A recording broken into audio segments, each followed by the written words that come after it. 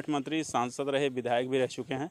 अम्बेडकर नगर जिले में आप आए हुए हैं, क्या माहौल देख रहे हैं? क्योंकि निकाय चुनाव तो ख़त्म हो गया, बीत गया और रिस्पांस कुछ अच्छा नहीं रहा समाजवादी पार्टी के लिए। अब 24 की तैयारी में क्या कुछ कहना है आपका? देखिए, निकाय चुनाव व्यक्ति विशेष के व्यक्तित्व पर निर्भर करता है। निकाय चुनाव यद्यपि पार्टियों ने अपने अपने कैंडिडेट खड़े किए थे सभी दलों के, आप पूरे प्रदेश को अगर उठा कर देखोगे आईना, तो उस प्रदेश के आईने में आप हमारा समाजवादी पार्टी का जो निकाय के हमारे चेयरमैन हैं, उनकी संख्या पहले की बनस्पति हमारी कई मतलब सीटों पर अच्छी बढ़त हमारी हुई है। तो आप ये नहीं कह सकते हैं कि हम निकाय चुनाव में फेल हुए हैं। अम्बेडकर नगर की बात करें तो यहाँ पे समाजवादी पार्टी के 5 विधायक हैं। 5 विधायक होने के बावजूद भी आपका एक एमएलसी नहीं जीत पाया और निकाय की केवल 2 सीटें जीती हैं। देखिए, कभी कभी मैंने कहा कि ये आप जब जिला इकाई को एक जिला इकाई के रूप में देखेंगे खाली, तो उसका आंकड़े से राजनीतिक आंकड़े का जो है हमारा उसका नहीं लिया जा सकता है। समाजवादी पार्टी का जो प्रदेश स्तर पे जब हम देखेंगे तो आप भी टैली करते। जहाँ तक अम्बेडकर नगर की बात है, अम्बेडकर नगर के कार्यकर्ता समाजवादी पार्टी कार्यकर्ता को हम जानते हैं, आज से नहीं 2004 से जानते हैं। ये जिस दिन संकल्प करके निकलते हैं, कर लेंगे, बड़ा से बड़ा लक्ष्य हासिल कर सकते हैं। मैं 2004 में के पहले यहाँ पर समाजवादी पार्टी का कोई सांसद नहीं हुआ था। 2004 में हमने पहली मर्तबा यहाँ चुनाव में आए थे और सुश्री मायावती जी के खिलाफ चुनाव लड़े थे। पहली मर्तबा उनको अपने चुनाव में पैसा बांटना पड़ा था और मुझसे चुनाव लड़ने के बाद आज तक कभी वो जनता के बीच में चुनाव लड़ने नहीं आई। 6 महीने मेरे यहाँ संघर्ष करने के बाद मेरे कार्यकर्ताओं में वो बूम आया था कि जहाँ हम हार में 6 महीना पहले पैसे के बल पे मान लीजिए चाहे जो भी कह लीजिए, हम हार में थे, हमने उस हार को कवर किया हमारे कार्यकर्ताओं की बदौलत और 1 लाख लगभग वोटों से हम जीत गए। हमारी जीत हुई, साइकिल की जीत हुई। हम यहाँ के कार्यकर्ताओं को, पूरे जनपद के कार्यकर्ताओं के मनोबल को और उनके काम करने की क्षमता को हम जानते हैं। और हमारा 24 में आपकी व्यक्तिगत तैयारी क्या होगी? ये मैं कैसे भी बता दूँ। ये हमारे दल के राष्ट्रीय अध्यक्ष हैं, ये उनका विषय है। 2017 में मुझे 2019 में 2022 में मेरे घर पे बहुत सारे साथी जानते होंगे, भाजपा का सिंबल और ये निषाद पार्टी का सिंबल संजय निषाद जी मेरे वहाँ 2 घंटे से ज़्यादा रुके थे आकर। और भाजपा के लिए अरविंद चतुर्वेदी 5 मिनट का खाली समय कह रहे थे कि 5 मिनट का समय दीजिए। हाँ, खाली करिए, 5 मिनट का समय दीजिए। ये टीवी में जो आपका इनका चल रहा है, अभी आपका पट्टी इसमें आ जाएगा। संबल लेके बैठे हैं। तो मैं तो नहीं गया, मेरा टिकट कटा था।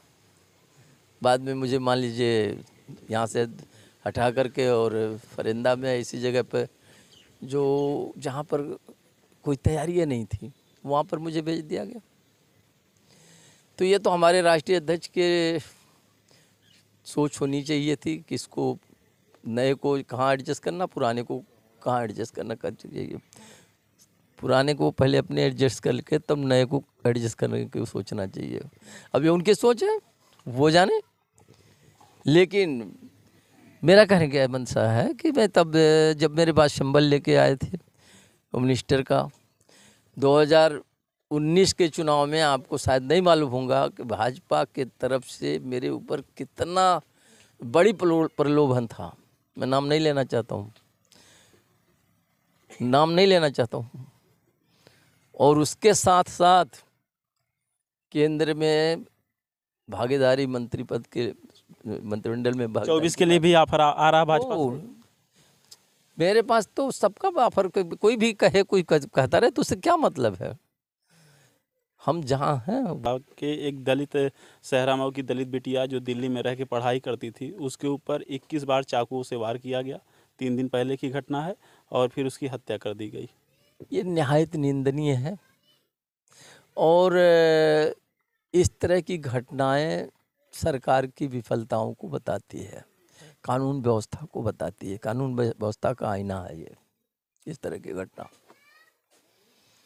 और हमारी दलित की बेटी के साथ जो खास तौर से जो हुआ, आपको याद होगा दिल्ली में एक रेप हुआ था और हत्या हो गया था, उसके लिए पूरा दिल्ली सड़क पर था। क्या बात है कि आज हमारी एक दलित की बेटी के साथ इस तरह विविध घटना करने के बाद और उसके चाकुओं से गोदने के बाद उसकी हत्या किया जाए, और उसके बाद भी लोग कोई हलचल नहीं। ये मानसिकता है लोगों की, वोटरों की। भारतीय जनता पार्टी कहती है ये कानून का राज है और हम जो है अच्छे दिन लाए हैं, तो इस पर आप क्या कहेंगे? अच्छा दिन तो आप देख रहे हो, अच्छा दिन तो इतना है, महंगाई बिल्कुल समाप्त हो गई है, और जो नोटबंदी से लघु उद्योग, कुटीर उद्योग जो रोजगार के लिए स्तंभ थे पूरी यूपी और नहीं पूरे हिंदुस्तान के लिए, तो नोटबंदी के बाद लघु उद्योग, कुटीर उद्योग बिल्कुल समाप्त हो गया। और उस समाप्त होने की वजह से 1 करोड़ नहीं, कई करोड़ लोगों के हाथों का रोजगार छिन गया। महंगाई भाजपा को बताते हैं महंगाई है, लेकिन फिर भी आप लोग अपने वोटर को समझा नहीं पाते हैं। क्या कमी रह जाती है कि फिर वही भाजपा सरकार बना लेती है? देखिए, हमें इस बात का मलाल है कि हमारा कार्यकर्ता जिस तरह से ज़मीन पर जुड़ करके आम मतदाताओं तक पहुंच करके और उनको ये बात समझाने की थी, उसमें हमारे कार्यकर्ता और हम सब की विफलता की वजह से ये ऐसा हुआ। और इसीलिए हम आगे की तैयारी में हैं लगे हैं। 2024 के लिए जनता से क्या अपील करना चाहेंगे हमारे चैनल के माध्यम से? आपके चैनल के माध्यम से मैं कहना चाहूँगा कि आपने 2019 से लेकर के अब तक के जो पुराना वादा है, देखो ये एक पार्टी की जो एथिक्स होती है, उसकी एक मतलब एक सोच होती है, उसका एक घोषणा होता है। घोषणा जो होती है उस पार्टी का अपना मतलब संकल्प है एक तरह से, और करार इसको कह लीजिए जनता का उस दल से। तो जो करार किया जाए, उस करार को अगर पूरा न किया जाए तो मैं समझता हूँ कि ये इससे बड़ी दोगलागिरी और नहीं हो सकती है। बस राजनीतिक भाषा में तो नहीं होना चाहिए बात, लेकिन मुझे अपने इस चीज़ के मलाल के लिए मैंने ये कह दिया कि ये दोगलागिरी इस तरह से नहीं होनी चाहिए। जो वादा किया जाना चाहिए वो उसको पूरा किया जाना चाहिए। कितना वादा किया गया, 2 करोड़ रोजगार, महंगाई ख़त्म करना, सीमाओं की रक्षा करना, सीमा पर हमारे अच्छी व्यवस्था दे देना, आज क्या है रिजल्ट उसका जस्ट उल्टा है। आपने देखा हमारे साथ पूर्व कैबिनेट मंत्री शंखलाल मांझी जी थे, जिन्होंने कहा कि भारतीय जनता पार्टी की सरकार महंगाई सुरक्षा में फेल है और 2024 में बड़ा परिवर्तन होगा। अम्बेडकर नगर से अनुज की रिपोर्ट आप देख रहे हैं टीओपी भारत।